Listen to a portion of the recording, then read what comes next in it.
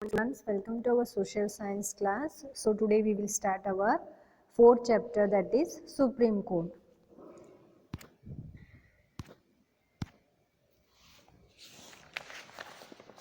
Read and think.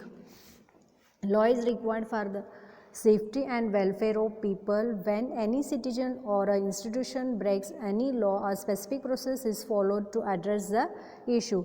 There is a hierarchy of courts impart justice in our country. It starts with the Taluka Court as the lowest court, succeeded by the District Court, the High Court and the Supreme Court. The judiciary is one of the most important organs of the government. Judiciary is kept independent from the legislature and executive. जो law होती है, कानून होती है, वो किसके लिए होती है? जो सिटीजन्स होते हैं कोई भी देश के, उनके सेफ्टी के लिए और उनके वेलफेयर के लिए. अगर कोई भी नागरिक है जो नागरिक होता है उस इंस्टीट्यूशन का या देश का, राज्य का, तो कोई भी लॉज को वो ब्रेक करता है तो वो उसको पनिशमेंट मिलेगा. और जो भी सुनवाई होती है वो अलग अलग लेवल में होती है. जो सबसे नीचे वाला जो कोर्ट होता है उसको तालुका कोर्ट कहा जाता है, मतलब वो लोवेस्ट कोर्ट होता है. उसके बाद कौन सी होती है? डिस्ट्रिक्ट कोर्ट, और उसके बाद हाई कोर्ट, और सबसे बड़ा जो कोर्ट होती है देश में तो वो सुप्रीम कोर्ट है. जो जुडिशरी है, मतलब जो न्याय दिलवाता है, जो उसको जुडिशरी कहा जाता है. ये बहुत बड़ा इम्पोर्टेंट ऑर्गन है गवर्नमेंट का. तो इस जुडिशियरी को इंडिपेंडेंट मतलब अलग रखा गया है लेजिस्लेचर और एग्जीक्यूटिव से. What is the role of the supreme court? The Supreme Court is the highest among all the courts in the nation. It came into existence on 28 January 1950. It holds the right of conferring the fundamental rights granted to us by the Constitution. जो supreme court है, highest court है हमारे देश का. तो एक existence में कब आया था, मतलब इसका स्थापना कब हुआ था? 28 जनवरी 1950 को. तो सुप्रीम कोर्ट क्या करता है? जो भी फंडामेंटल राइट्स मिले हैं हमको, मतलब जो भी देश के नागरिक हैं उनको जो भी संविधान से राइट्स मिले हैं, उसको अगर कोई भी छीनता है, अगर हमारा हक नहीं मिलता है हमें, तो ये सारे वहाँ पे हमको न्याय दिलवा देगा supreme court. Citizens have the right to file an appeal directly in the Supreme Court if any of his or her fundamental rights has been violated. Any citizen or the institution can file a petition in the Supreme Court to avail justice in the view of public interest.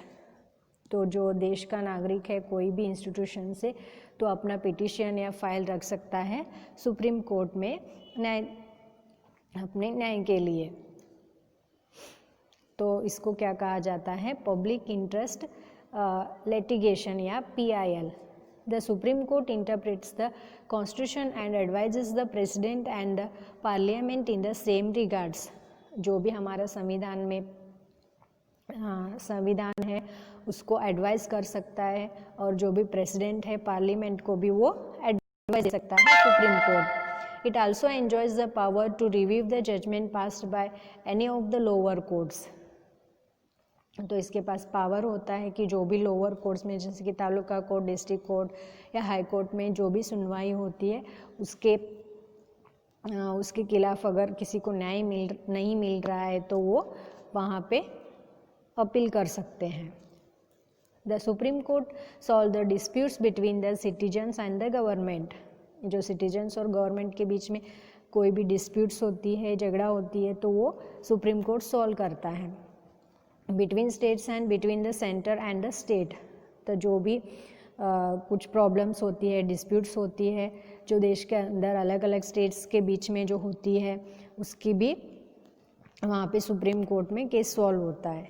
और जो state और central government होती है, state government के अंदर कोई भी conflict होता है, डिस्प्यूट्स होते हैं, तो वो भी सॉल्व सुप्रीम कोर्ट में होता है. To understand this let us study the Save Narmada movement of Gujarat. There was a protest against the increasing the height of the Narmada dam above 110 meters near Navgam.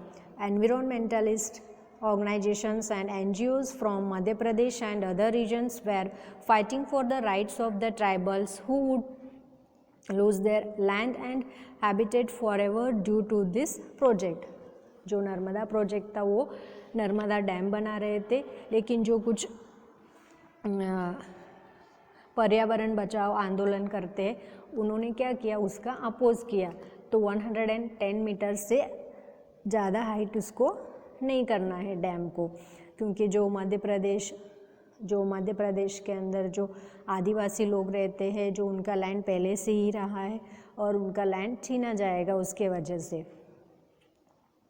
The Supreme Court passed a judgment on 8 March 2006 to resolve this conflict between the two states. तो supreme court ने 8 जनवरी 2006 को इसका solution दिया, जो भी मध्य प्रदेश और गुजरात के बीच में जो कॉन्फ्लिक्ट चल रही थी. It stated that in accordance with the rising population, it was necessary to carry out this project. There was a possibility of a positive development in the environment and benefits to all the living beings due to the Sardar Sarovar योजना. जो supreme court ने ऐसा decision क्यों दिया, क्योंकि इस जो Sardar Sarovar dam से बहुत सारे स्टेट्स को उसका लाभ मिलने वाला है. The arid areas of Rajasthan, Gujarat and Madhya Pradesh would get water and the expansion of desert could be kept under control. तो इस डैम के वजह से जो राजस्थान है, गुजरात, मध्य प्रदेश, इन सभी जगह के जो लोग हैं उनको वाटर का सप्लाई मिलेगा और वहाँ पे वाटर ज़्यादा मिलेगा उनको. और उसके अलावा जो डेजर्ट का एक्सपांशन हो रहा था तो वो उसको कंट्रोल कर सकते थे. Proper rehabilitation of the tribals affected by this project should be given the top priority and hence their fundamental rights could be protected. तो इसके अलावा जो आदिवासी लोग रहते थे उनको फर्स्ट प्रायोरिटी दिया गया कि उनके जो भी लैंड है और लैंड है उनको भी फर्स्ट प्रायोरिटी मिला जाएगा, उनके लिए भी कुछ करना है. Okay, I will continue next in the next video.